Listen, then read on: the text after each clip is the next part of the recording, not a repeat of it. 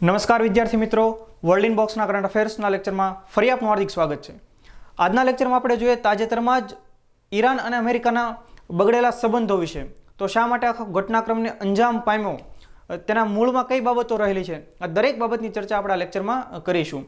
તો તાજેતરમાં 3 જાન્યુઆરી 2020ના રોજ બગદાદ ઇન્ટરનેશનલ એરપોર્ટ ઉપર એક ડ્રોન હુમલો થાય છે. આ બગદાદ ઇન્ટરનેશનલ એરપોર્ટ ઈરાકની અંદર આવેલું છે. આપણે યાદ રાખીએ, ઈરાનમાં નહીં, બગદાદ એ ઈરાકનું કેપિટલ છે. તો તમે કમેન્ટમાં લખશો કે ઈરાનનું કેપિટલ શું છે. તો બગદાદ ઇન્ટરનેશનલ એરપોર્ટ પર ડ્રોન હુમલો થાય છે અને આ ડ્રોન હુમલામાં મેજર જનરલ કાસિમ સુલેમાની નામના વ્યક્તિનું નિધન થાય છે.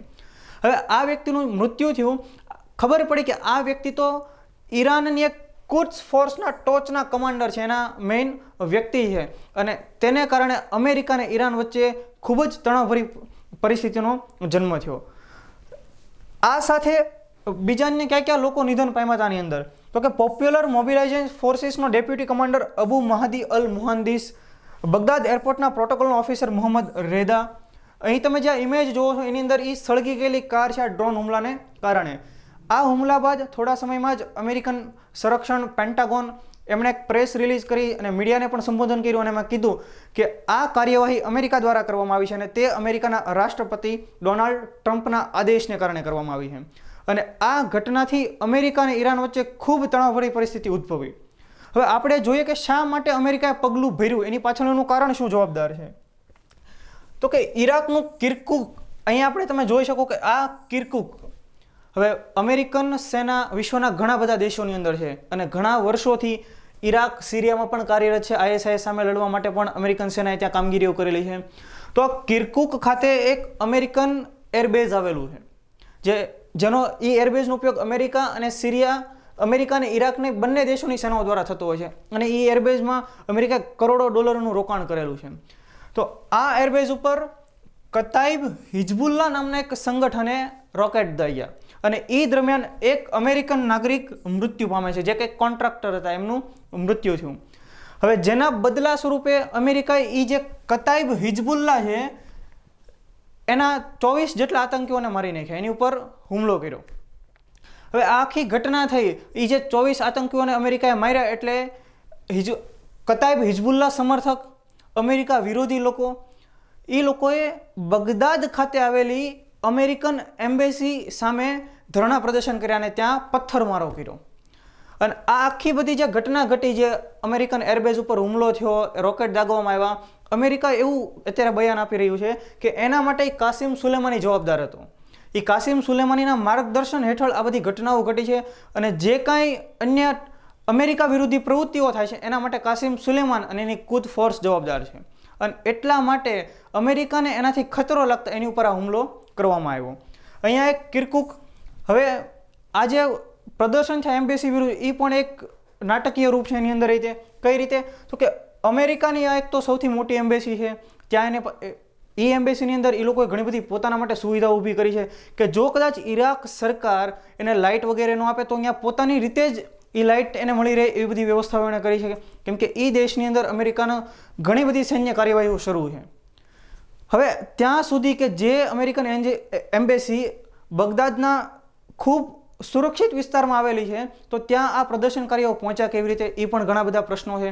એટલે કોઈ રીતે આમાં કંઈક સરકારી સંડોવણી હોવાનું પણ અમેરિકાને લાગ્યું અને અમેરિકાએ સ્ટ્રિક્ટ કાર્યવાહી કરતા ઈરાનની કુદ્સ ફોર્સના ટોપ કમાન્ડર સુલેમાનીને ઉપર એટેક કરી દીધો. તો મુખ્ય આ કારણ હતું અમેરિકાના હુમલા માટેનું. ત્યારબાદ આપણે જોઈએ કે ઈરાને એના પછી યુદ્ધનું એલાન કર્યું કે સુલેમાનીનું શબ ઈરાન પહોંચ્યો. તેહરાનની અંદર લાખોની જનમેદની એકઠી થઈ અને ઈરાને આખરે એક યુદ્ધનું એલાન કરી દીધું ઇનડાયરેક્ટલી રીતે. કઈ રીતે, તો આ જે મસ્જિદ છે એ ઈરાનના ક્યુઓમ શહેરની અંદર આવેલી છે, જે મસ્જિદનું નામ છે જામકર્ણ મસ્જિદ. એ મસ્જિદ ઉપર ઈરાને લાલ ધ્વજ ફરકાવ્યો. અહીંયા તમે જોઈ શકો છો આ લાલ ધ્વજ, અને એનું જીવંત પ્રસારણ ટીવી ઉપર કરવામાં આવ્યું. હવે આપણે યાદ રાખીએ કે ઈરાનની અંદર શિયા મુસ્લિમની વસતી વધારે છે અને એ મુજબ કે જ્યારે અહીં લાલ ધ્વજ ફરકાવવામાં આવતો હોય છે એનો મતલબ કે કંઈક અન્યાયી રીતે ખૂન વહાવડાવવામાં આવશે અને એની સામે બદલો લેવામાં આવશે. એટલે આ કાર્યવાહી ઈરાને શરૂ કરી અહીંયા લાલ ધ્વજ ફરકાવ્યો અને અમેરિકા વિરુદ્ધ સ્ટ્રિક્ટ પગલાં લેવાનો એક દિશા નિર્દેશ આપ્યો. ઈરાને આ સ્ટ્રિક્ટ દિશા નિર્દેશ લીધા પણ ખરા. એમણે 22 જેટલી મિસાઇલો અમેરિકન એરબેઝ ઉપર દાગી કે જે ઈરાકની અંદર આવેલી. ઈરાકના કિર્કુક ખાતે, અને સાથે આપણે યાદ રાખીએ કે બીજું એરબેઝ એ છે અલ અસદ એરબેઝ. તો આ બંને એરબેઝ ઉપર ઈરાને 22 જેટલી મિસાઇલો દાગી હતી અને સામી કાર્યવાહી કરી. ઈરાને આમાં એવો દાવો કર્યો કે એણે 80 જેટલા અમેરિકન સૈનિકોને માર્યા છે, જ્યારે ડોનાલ્ડ ટ્રમ્પે એવો દાવો કર્યો કે આની અંદર કોઈ પણ અમેરિકન સૈનિકનું નિધન થયું નથી. મિસાઇલ જ્યારે 600 માઇલ જેટલી દૂર હતી ત્યારે જ પેન્ટાગોને, અમેરિકન સંરક્ષણ પેન્ટાગોન, એમણે માહિતી આપી દીધી કે ભાઈ મિસાઇલ એટેક થઈ રહ્યો છે, એટલે તમે લોકો ત્યાંથી દૂર જતા રહેશો. એટલે કે ડોનાલ્ડ ટ્રમ્પે એવું કીધું કે ભાઈ અમેરિકાને કંઈ જ નુકસાન આમાં થયું નથી. આના કારણે બંને દેશો વચ્ચે અત્યારે સંબંધો ખૂબ ખરાબ દોરમાંથી પસાર થઈ રહ્યા છે. આ ઉપરાંત ઈરાનની અંદર 3 દિવસનો રાષ્ટ્રીય શોક પણ જાહેર કરવામાં આવ્યો અને ઇસ્માઇલ કાની સુલેમાનીના અનુગામી બનાવવામાં આવ્યા. હવે કુર્સ ફોર્સને કોણ લીડ કરશે? તો હવે એને લીડ કરશે જે વ્યક્તિનું નામ છે ઇસ્માઇલ કાની. તો જે કાસિમ સુલેમાની કે જેના મૃત્યુ બાદ ઈરાનની અંદર એટલા બધા અમેરિકા વિરુદ્ધ પ્રદર્શન થાય છે, ઈરાનની પાર્લામેન્ટે એક ઠરાવ પણ પસાર કર્યો, ખરડો પણ પસાર કર્યો, જેની અંદર એમણે અમેરિકાના તમામ કર્મચારીઓ, પેન્ટાગોનના તમામ કર્મચારીઓને એણે આતંકવાદી ઘોષિત કર્યા. અમેરિકન સેનાને પણ આતંકવાદી ઘોષિત કરી. તો કાસિમ સુલેમાની વિશે આપણે માહિતી મેળવીએ કે જેને ઈરાનની અંદર પછીના હવે નેક્સ્ટ લીડર માનવામાં આવતા હતા, જેને ઈરાનની અંદર જેમ્સ બોન્ડ તરીકે ઓળખવામાં આવતા હતા, અને ખૂબ મોટું માથું ઈરાનનું, કે એમનું મૃત્યુ આ હુમલાની અંદર થયું છે. તો એમનો જન્મ 11 માર્ચ 1957ના રોજ ઈરાનના કરમન પ્રાંતના કરત એ માલેક ગામમાં થયો હતો.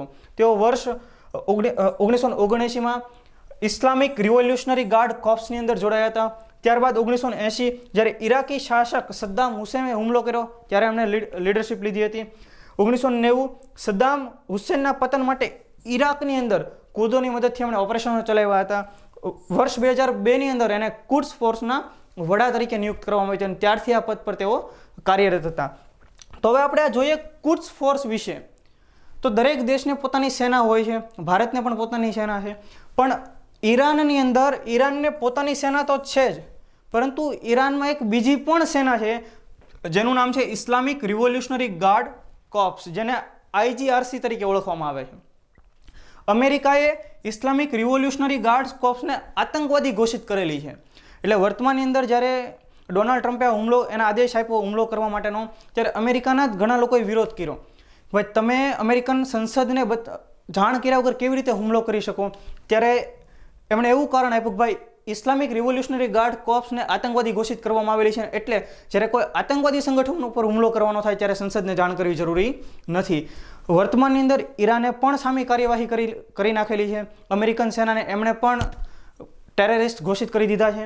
તો આ ઇસ્લામિક રિવોલ્યુશનરી ગાર્ડ કોર્પ્સ જે ઈરાનની સેનાથી તદ્દન અલગ છે, એને પોતાની નેવી છે, એને પોતાનું એરફોર્સ છે, એને પોતાની, એટલે તદ્દન અલગ રીતે એ સંગઠન કામ કરે છે, જેની સ્થાપના 22 એપ્રિલ 1979ના રોજ ઈરાન ક્રાંતિ પછી કરવામાં આવી હતી, જેના વર્તમાન વડા હુસૈન સલામી છે. એટલે આપણે યાદ રાખીએ કે IRGC એના વડાને કંઈ જ થયું નથી, જે હુસૈન સલામી છે, પરંતુ જે કુર્સ ફોર્સ છે તે IRGCની એક પાંખ છે અને એના વડા હતા કાસિમ સુલેમાની, જેનું મૃત્યુ થયેલું છે. તો આ જે IRGC છે એનું મુખ્ય કામગીરી શું રહેતી હોય છે? તો ઈરાનના દરેક જે બહારી ઓપરેશનો હોય તે એને હેન્ડલ કરવાના થતા હોય છે. ઈરાન વિરુદ્ધ કોઈ દેશ ષડયંત્ર રચતું હોય તો એ વિરુદ્ધ કામગીરી કરવાની IRGCનું મુખ્ય કામ રહેતું હોય છે.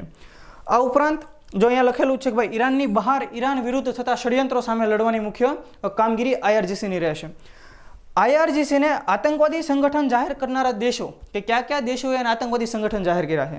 તો કે અમેરિકા, સાઉદી અરેબિયા, બહેરીન. તો આ દેશોએ ઈરાનની આ એક અલગ સેનાને આતંકવાદી તરીકે ઘોષિત કરેલા છે. ત્યારબાદ આપણે આગળ વધીએ. તો આ જે હુમલાની અંદર જે ડ્રોન વપરાયેલું એનું નામ શું છે? તેનું નામ છે MQ-9 reaper drone. American company General Atomics aeronautical system દ્વારા તેનું નિર્માણ કરવામાં આવ્યું છે અને આ હુમલા માટે કાત્યુસા નામના રોકેટનો ઉપયોગ કરવામાં આવ્યો હતો. હવે આ જે ડ્રોન છે અહીં તમે ઇમેજ જોઈ શકો, એની અંદર હેલિફાયર મિસાઇલ પણ સેટ કરી શકાતી હોય છે. આ ડ્રોન ઘણા બધા અન્ય દેશો પણ વાપરે છે. 380 કિલોમીટર પ્રતિ કલાકની ઝડપ ધરાવે છે આ ડ્રોન અને ખૂબ સચોટતા માટે તે જાણીતું અચૂક નિશાન છે આ ડ્રોનનું. સેન્સર, કમ્યુનિકેશન સાધનો, અલગ અલગ ઇક્વિપમેન્ટ્સથી તે સજ્જ છે. અન્ય કયા દેશો આ ડ્રોનનો ઉપયોગ કરે છે? એ દેશોની અંદર Australia, France, Germany, Spain, Britain, Belgium, Italy અને નેધરલેન્ડ. અને ખુશીની વાત એવી છે કે ટૂંક સમયમાં ભારત પણ આ ડ્રોનથી સજ્જ થશે અને એના માટે 22 જેટલા ડ્રોન માટે કરાર કરવામાં આવેલા છે. ત્યારબાદ આપણે જોઈએ તો ખામેની પરિવાર એનું ભારત સાથે શું જોડાણ છે. હવે વર્તમાનની અંદર ઈરાનના જે સુપ્રીમ લીડર છે એનું નામ છે અયતુલ્લા અલી ખામેની. તો એમનું ભારત સાથે કંઈક જોડાણ રહેલું છે, જે વર્તમાનના બીજા સુપ્રીમ લીડર છે. અહીં જે ઇમેજ છે તે છે અયતુલ્લા અલી ખામેનીની. હવે ઈરાનના પહેલા જે સુપ્રીમ લીડર હતા એ અહીંયા ઇમેજ છે, એ આ પોતે, જેનું નામ છે સૈયદ રૂહુલ્લા મુસાવી ખામેની.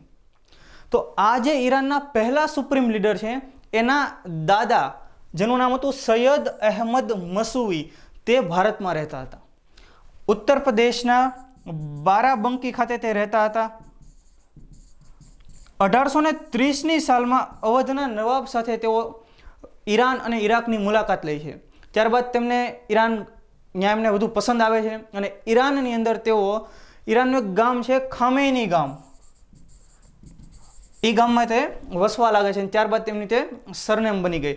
ઈરાનિયન રિવોલ્યુશન પહેલાં એ સમયે એમને ઈરાનની ક્રાંતિ પહેલાં તેમને ભારતીય એજન્ટ તરીકે પણ ઓળખવામાં આવતા હતા. એટલે આમ ઈરાનની અંદર ક્રાંતિ કરનાર વ્યક્તિનું ભારત સાથે પણ કનેક્શન જોડાઈ રહેલું છે.